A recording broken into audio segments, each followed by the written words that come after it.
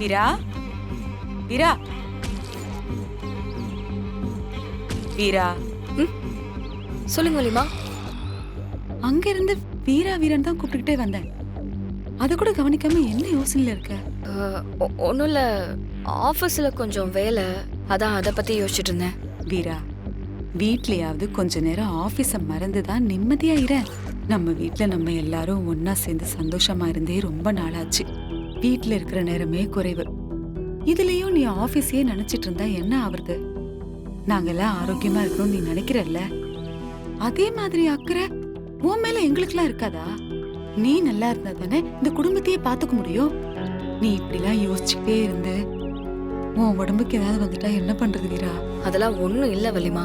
நீ நேரத்துக்கு ஒழுங்கா சாப்பிடணும், உன்னை நல்லா பாத்துக்கணும், உன் மனசையும் நீ சந்தோஷமா வச்சுக்கணும். மனசு தானே எல்லாமே. சந்தோஷமா இரு வீரா. சரி, நான் உனக்கு ஒரு ஜூஸ் எடுத்துட்டு வரட்டா? இல்லை வலிமா, வேண்டாம். மனசுல இருக்கிறத நீ எப்பதான் வெளியே சொல்ல முடியும்?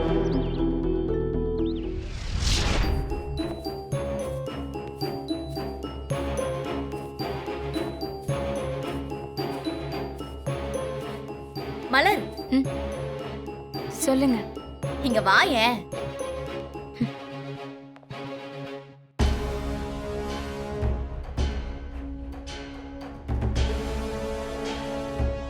என்ன கண்டுக்காம போற? கண்டுக்க என்ன இருக்கு? நான் பேசுனதுல என் மேல கோவமா இருக்கியா?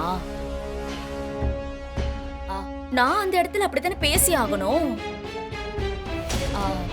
நீ கல்யாணமான ஒரு பையனை லவ் பண்ணா தப்பு இல்லையா? இந்த குடும்பத்துல ஒருத்தியா அதை கண்டிக்க வேண்டியது ஏன் பொறுப்பு தானே. அதனாலதான் அப்படி சொன்ன. இதுவே மாறன் தனியா இருந்தா நீ அவனை லவ் பண்றது நியாயம். இப்போ மாறன் சார் தனியா இருக்காரு. வீராக்கா அவரை ஏத்துக்க முடியாதுன்னு சொல்லிட்டாங்க. அதனால நானே வீராக்கா கிட்ட மாறனை கரெக்ட் பண்ணிக்கிறேன்னு சொல்லிட்டேன். ஏய், கை கூட.